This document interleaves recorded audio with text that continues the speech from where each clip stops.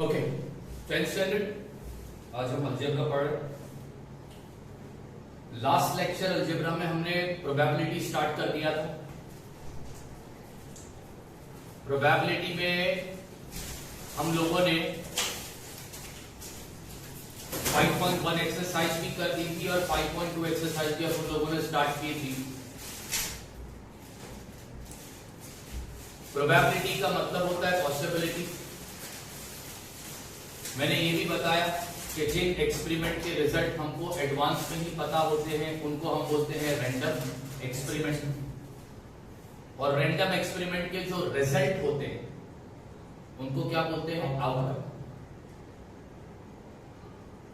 फिर हमने पढ़ा सैंपल स्पेस, यानी रैंडम एक्सपेरिमेंट के जो सारे आउटकम होते हैं उसको हम बोलते हैं sample space and it is denoted by the letter S. Sample space के अंदर एलिमेंट होंगे उनको बोलते हैं सैंपल पॉइंट, और नंबर ऑफ सैंपल पॉइंट को डिनोट किया जाता है एनएस। हमने 5.2 एक्सरसाइज स्टार्ट किया था, उसका हमने क्वेश्चन नंबर 1 कर दिया था। तो आज हम करने जा रहे हैं प्रैक्टिस सेट 5.2 का question number 2।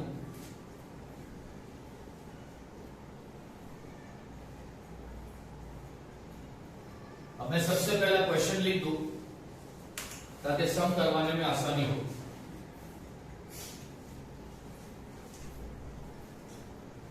The arrow is rotated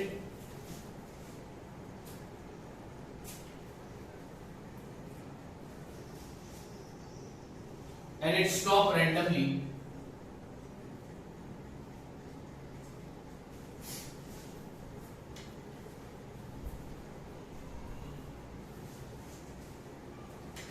on the disk.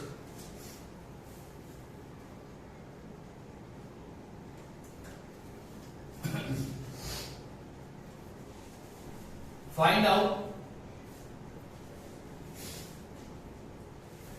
which color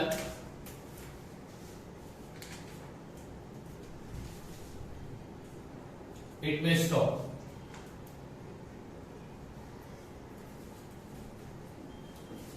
फिर टेक्स्ट बुक में डिस्क दिया है और कुछ कलर्स उसमें लिखे हैं।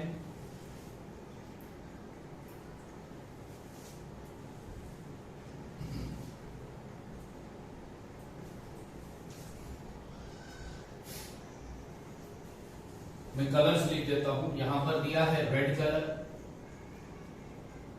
यहां पर दिया है ऑरेंज कलर, फिर उसके बाद दिया है येलो,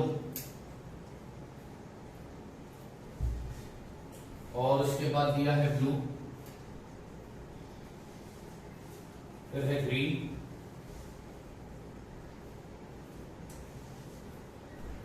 फिर है पर्पल।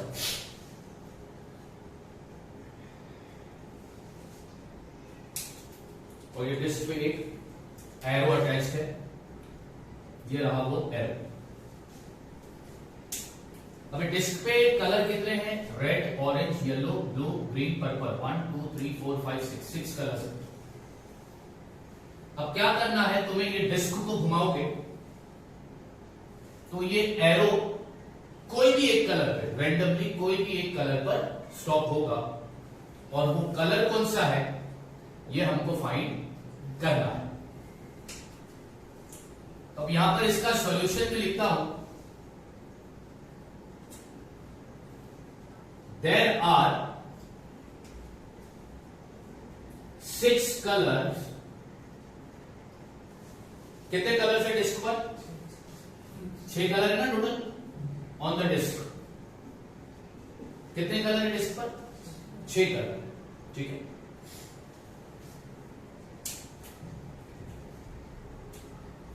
The arrow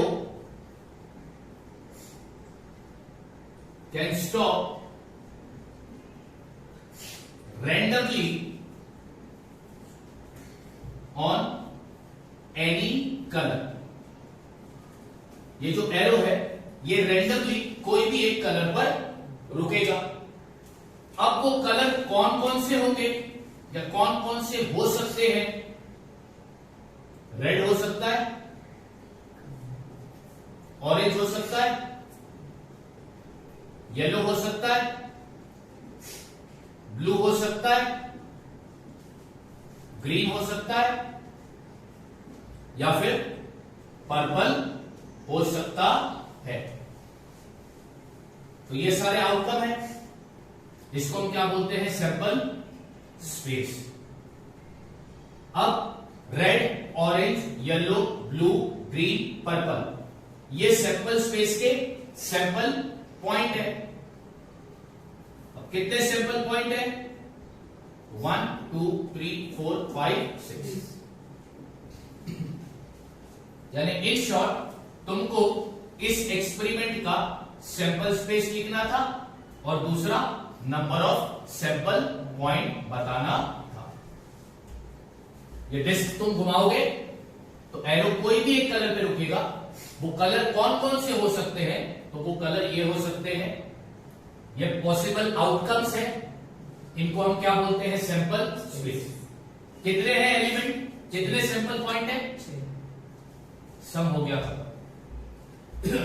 अब इसका question number 3,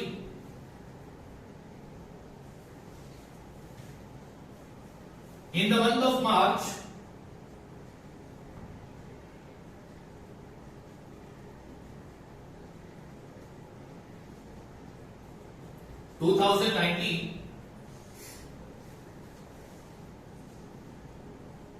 find the days on which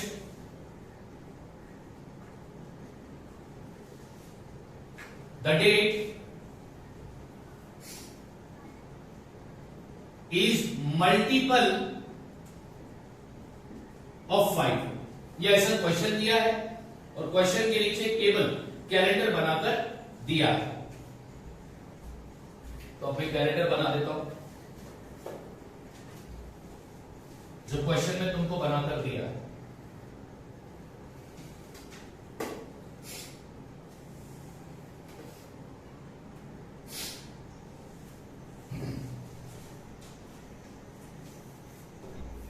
Monday,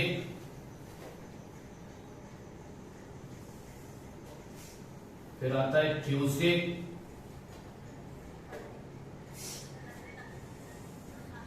फिर आता है वेडनेसडे,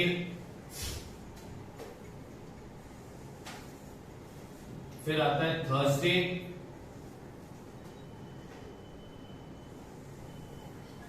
फिर आता है फ्राइडे,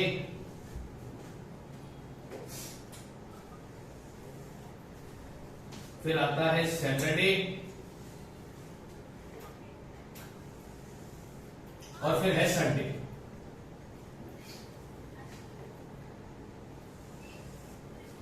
ऐसा तुमको कैलेंडर बनाकर दिया है मार्च के मंथ का।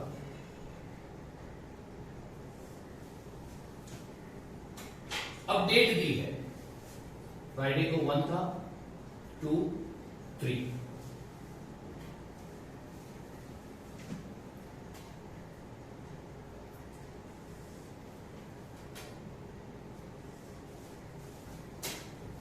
फिर 4 5 6 7 8 9 10,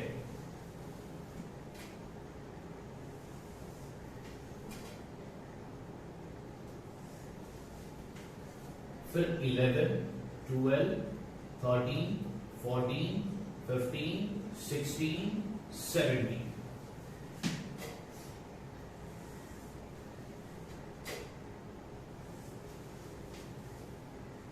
$18 $19 $20 $21 $22 $23 $24,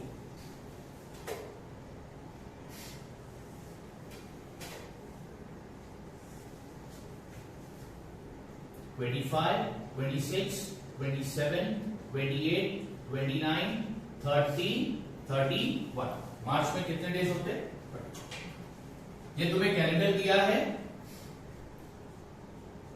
मार्च 2019 का।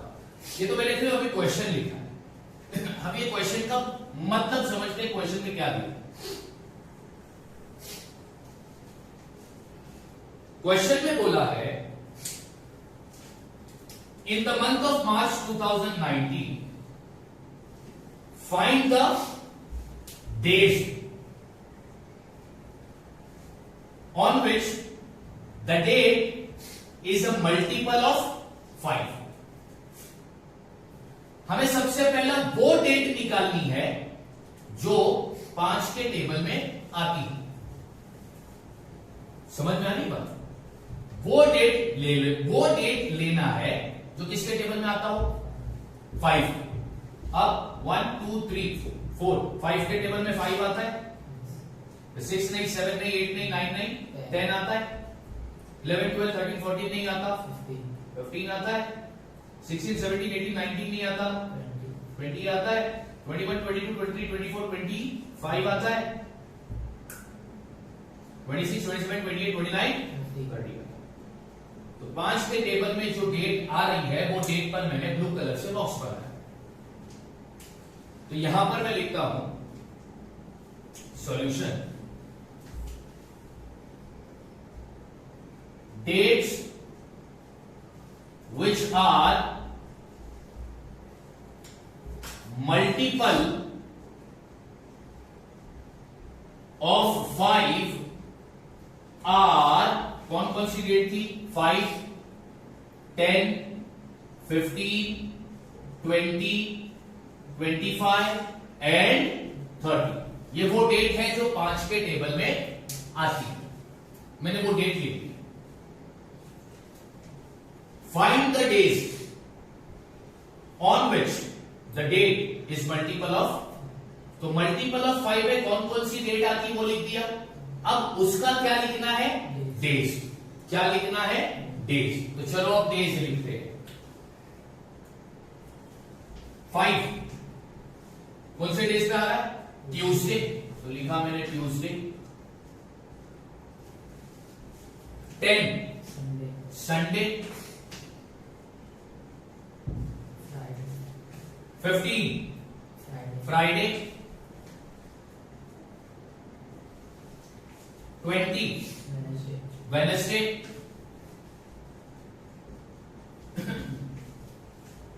25 मंडे, 30 सैटरडे। तो ये वो दिन है जिनकी डेट्स जो है वो किसके मल्टीपल्स है, 5। ये बन गया मेरा सैंपल स्पेस। अब इसका लिखना है नंबर ऑफ सैंपल पॉइंट, तो यहां पे लिखूंगा NS। कितने हैं, 1 2 3 4 5 6। बस इतना ही इसको करना था और कुछ नहीं। क्लियर है? तो क्वेश्चन नंबर 2, क्वेश्चन नंबर 3 हो गया। अब करेंगे अपन question number 4।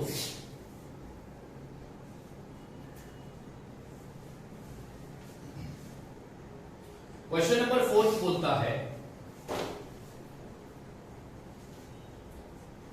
Form a road safety committee.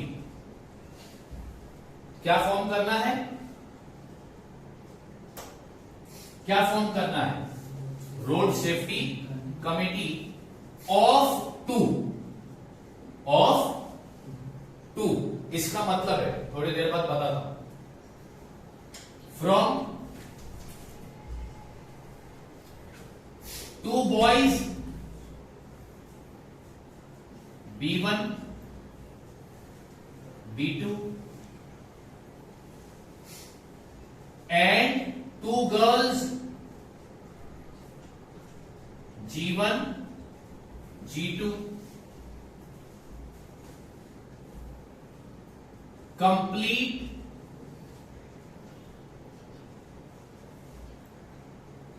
the following activity to write the sample space।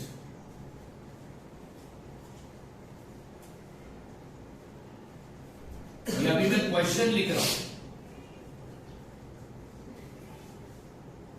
और एक्टिविटी दिया है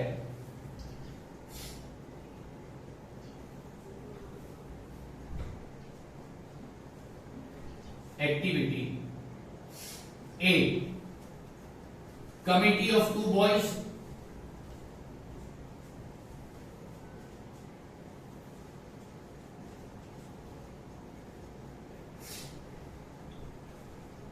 B committee of 2 girls,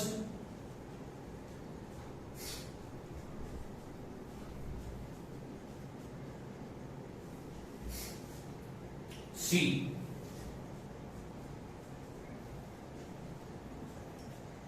committee of 1 boy and 1 girl,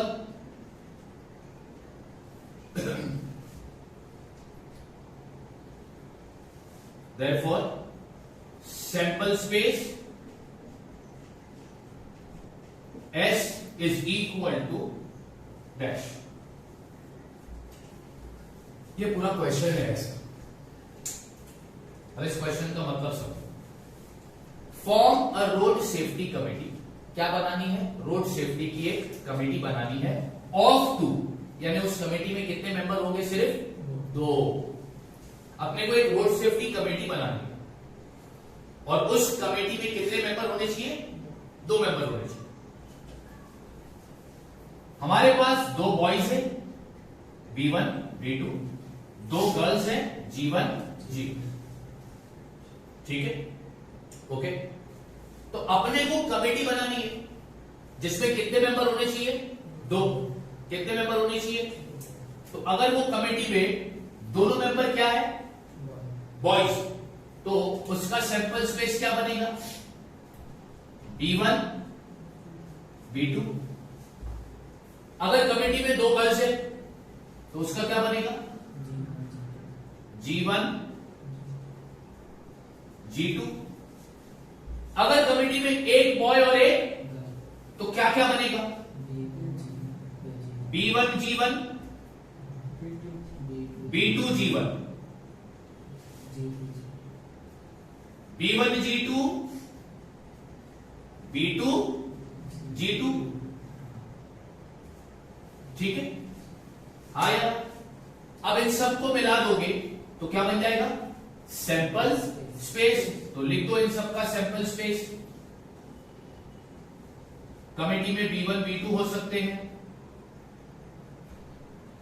committee में 2 मेंबर G1 G2 हो सकते हैं, कमेटी में 2 मेंबर B1 G1 हो सकता है, B2 G1 हो सकता है, B1 G2 हो सकता है, या B2 G2 हो सकता है। इस तरीके से ये तुमको सॉल्व करना था और कुछ नहीं। तुम्हें रोड सेफ्टी कमेटी बनानी थी, उस कमेटी में कितने मेंबर होंगे? 2। अब हमारे पास 2 लड़के हैं 2 लड़की, अब बनाओ रोड सेफ्टी कमेटी। तो 2 बॉयज ले लिया, कमेटी बन गई, दोनों गर्ल ले लिया, कमेटी बन गई, एक बॉय एक गर्ल ले लिया, कमेटी बन गई। तो सारे आउटकम को मिला दिया, ये तो थोड़े थोड़े आउटकम है, अब इन सारे आउटकम को मिला दिया तो क्या बनेगा? सैंपल। तो यहां पर खत्म होता है तुम्हारा practice set 5.2।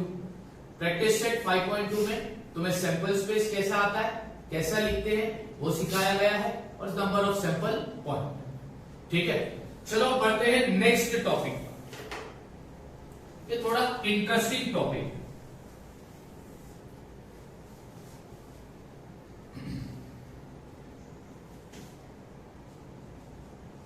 The outcome satisfying particular condition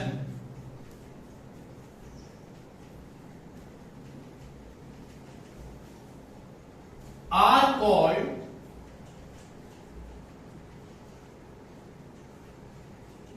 favorable outcome.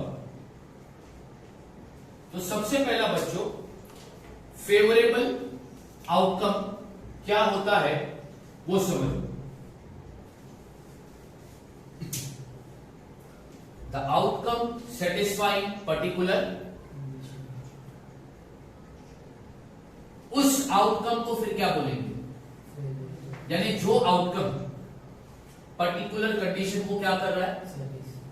तो वो आउटकम को हम क्या बोलते हैं? Favourable outcome. अब ये ऐसा समझ में नहीं आया, इसको समझाता हूं मैं एक एग्जांपल देकर। एग्जांपल जरा ध्यान से सुनो।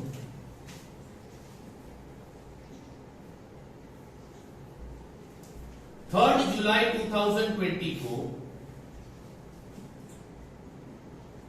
इंडिया वर्सेस ऑस्ट्रेलिया का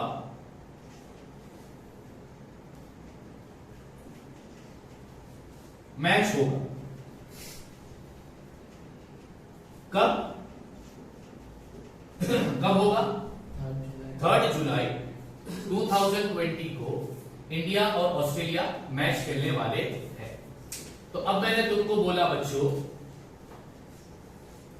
रिजल्ट क्या हो सकता है? मैच का रिजल्ट क्या हो सकता है? बताओ क्या क्या रिजल्ट हो सकते हैं? इंडिया जीत सकती है, हाँ, इधर लिखता हूं मैं, इंडिया जीतेगी या ऑस्ट्रेलिया जीतेगी, इंडिया हारेगी या ऑस्ट्रेलिया हारेगी, ड्रॉ हो सकती है मैच, टाई, या फिर मैच एबेंडन भी हो सकता है, यानी बरसात गिर गई, उसी दिन अगर बरसात गिर गई तो मैच खेला भी नहीं जाएगा, बराबर, ठीक है। ये सारे आउटकम को हम बोलते हैं सैंपल स्पेस। हमने ये नतीजे कब एक्सपेक्ट किए? 2 तारीख को या 1 तारीख को? आज कौन सी तारीख है? 2 तारीख है। तो आज हम बोल रहे हैं, आज मैंने तुमको बोला ना कि भाई इंडिया और ऑस्ट्रेलिया के बीच में कल मैच होने वाला है, बताओ क्या क्या होगा, तो तुमने ये आंसर दिया। अब आया 3 जुलाई, अब आया 3 जुलाई, 3 जुलाई को वेदर रिपोर्ट आया कि आज बरसात नहीं होगी, बाढ़ भूकंप नहीं आएगी, इसका मतलब मैच एबंडन नहीं होगा। मैच एबंडन यहां पे लिखता हूं, on 3 July weather report is clear, मतलब बरसात वगैरह कुछ भी नहीं होगी, मैच कैन बी प्लेड या match will be played, match खेला जाएगा। तो अब मैं तुझको बोल रहा हूं कि अब क्या क्या रिजल्ट हो सकता है, तो तुम बोलोगे सर अब या तो इंडिया जीतेगी या ऑस्ट्रेलिया जीतेगी, या इंडिया हारेगी या ऑस्ट्रेलिया हारेगी, या फिर मैच टाई, या फिर मैच। अब ये जो आउटकम है और ये आउटकम में डिफरेंस है। इसमें एक चीज और थी, क्या? एबेंडन, इधर है क्या? तो इसको हम बोलते हैं फेवरेबल आउटकम। क्या बोलते हैं? Favourable outcome. क्या बोलते हैं इसको? Favourable outcome. और इस फेवरेबल आउटकम के सेट को बोला जाएगा इवेंट। क्या बोलते हैं? इवेंट। फेवरेबल आउटकम के सेट को क्या बोला जाता है? इवेंट। क्या बोला जाता है? इवेंट। फेवरेबल आउटकम के सेट को हम क्या बोलते हैं? इवेंट। तो फेवरेबल आउटकम समझ में आ गया ना क्या था? क्या बोला था इधर? जिस आउटकम ने पर्टिकुलर कंडीशन को क्या किया, तो उस आउटकम को हम क्या बोलते हैं? और फेवरेबल आउटकम के सेट को हम क्या बोलते हैं?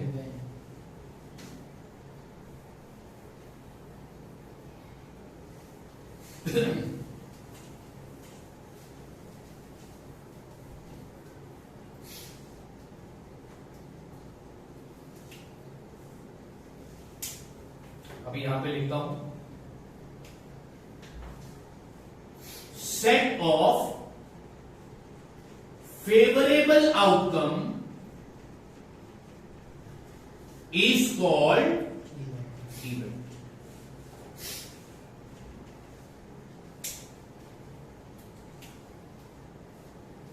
ठीक है, okay.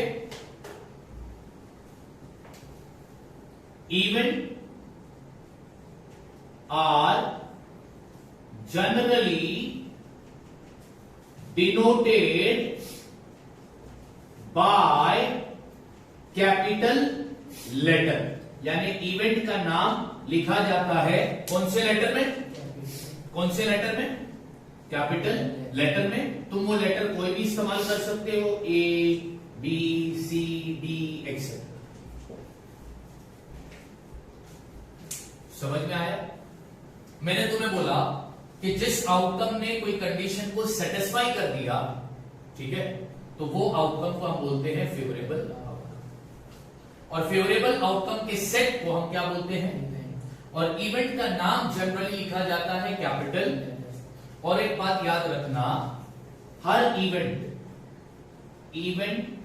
Is a subset of sample space, ये बात याद रखना। इवेंट इज अ सबसेट का मतलब होता है पार्ट, सबसेट का मतलब क्या होता है, इवेंट किसका पार्ट होता है, सैंपल स्पेस का। यानी इवेंट लिखने से पहले हमें क्या लिखना होगा, क्योंकि सैंपल स्पेस में से ही इवेंट बनेगा या मिलेगा।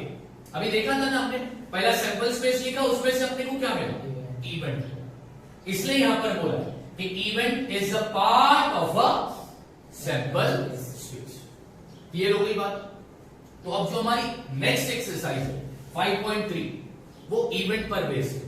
उसमें हमें सैंपल स्पेस लिखना है, सैंपल पॉइंट भी लिखना है, इवेंट भी लिखना है, ठीक है। तो चलो अब करते हैं हम प्रैक्टिस सेट 5.3।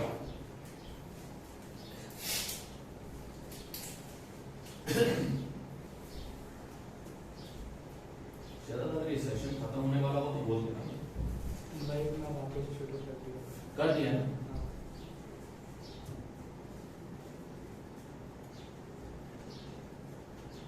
Practice set 5.3। अब इसका क्वेश्चन मैं पहला लिखता हूं, सबसे पहला बताता हूं कि क्वेश्चन क्या बोलता है। Right the sample space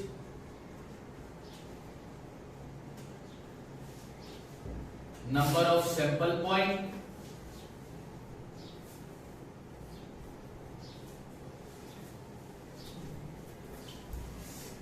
and also write the event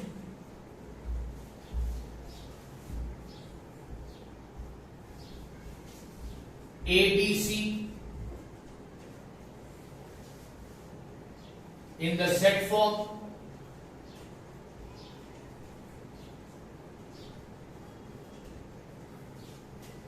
and write number of element in event A, number of element in event B and number of element in event C।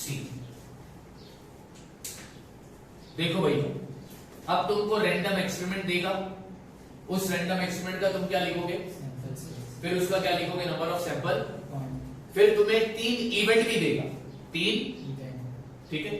वो 3 event का तुम नाम क्या इस्तेमाल करोगे, फिर उन event को कौन से फॉर्म में लिखोगे, और उस हर इवेंट का तुम क्या लिखोगे, number of element in event, number of element in event. मैं फिर से बोलता हूं, तुम्हें क्या देगा, तुम्हें देगा एक रैंडम एक्सपेरिमेंट और उससे रिलेटेड इवेंट। रैंडम एक्सपेरिमेंट देगा और उससे रिलेटेड तुम्हें रैंडम एक्सपेरिमेंट का सबसे पहला क्या लिखोगे, और उसके बाद नंबर ऑफ सैंपल को, फिर इवेंट को नाम क्या दोगे, एबीसी, फिर उसको सेट फॉर्म में लिखोगे और हर इवेंट के अंदर कितने एलिमेंट आते हैं वो नंबर भी लिखोगे। अब एक प्रॉब्लम जब करूंगा ना तो क्लियर पिक्चर समझ में आएगी। अब इसमें क्वेश्चन नंबर 1 क्या बोलता है, 1 डाई इज रोल्ड, एक डाई को मैंने क्या किया है, रोल किया। ये हो गया मेरा रैंडम एक्सपेरिमेंट। ये क्या हो गया मेरा रैंडम एक्सपेरिमेंट। अब इसके सारे आउटकम अपने को लिखने रहेंगे। उसके बाद इवेंट ए दिया है, even number on the upper face,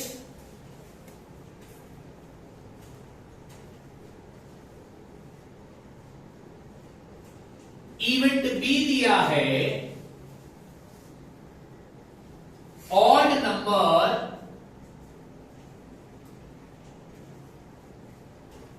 on the upper face,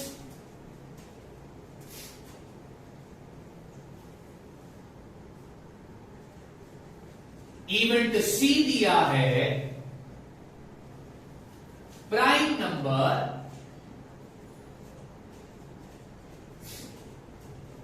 on the upper face. ठीक है, ये है पहला क्वेश्चन। चलो अब इसका करते हैं सॉल्यूशन। रैंडम एक्सपेरिमेंट क्या है? One die is rolled. कितने डाई को फेंका तुमने? एक डाई को फेंका। अब बताओ क्या क्या नंबर आ सकते हैं? 1 2 3 4 5 6। ये सारे आउटकम है। इसको क्या बोलते हैं? लिख दिया।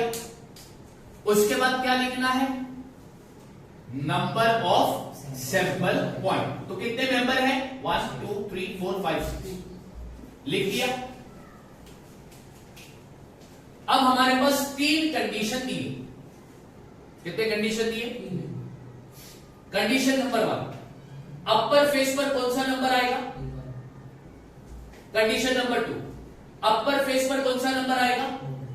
कंडीशन नंबर 3, अपर फेस पर कौन सा नंबर आएगा? ठीक। अब यहां पे लिखता हूं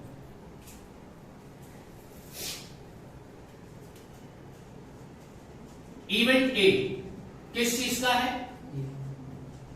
even number on the upper face. Yes और नो? ठीक, ये कंडीशन है। अब इस सैंपल स्पेस में देखो, इवन नंबर कौन से हैं? 2 4 6। यानी ये वो आउटकम है जिन्होंने इस कंडीशन को क्या किया? सेटिस्फाई किया। ये वो आउटकम है। ये आउटकम कहां से निकले? सैंपल स्पेस से निकले ना। ये वो आउटकम है जिन्होंने इस कंडीशन को क्या किया? सेटिस्फाई किया। तो इसको हम बोलते हैं फेवरेबल आउटकम। और फेवरेबल आउटकम की जमात को, सेट को क्या बोलते हैं? इवेंट। और इस इवेंट का नाम कैपिटल लेटर में लिखेंगे अपन क्या? ए। अब इसमें कितने मेंबर है? 1 2 3। तो number of member in event A is equal to how much? बस खत्म। इवेंट ए हो गया। अब event B,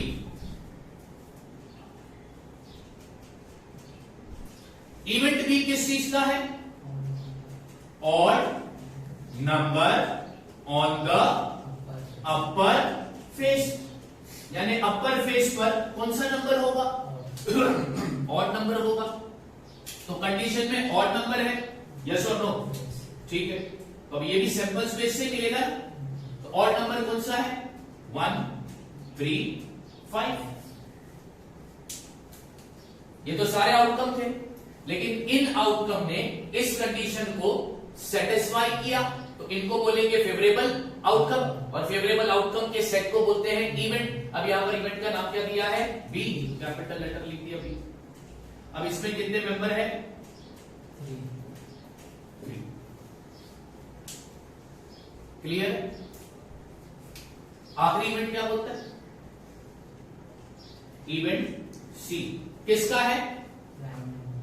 prime number on the upper face, यानी नंबर जो आएगा वो कौन सा नंबर आएगा, प्राइम नंबर आएगा, ये कंडीशन है।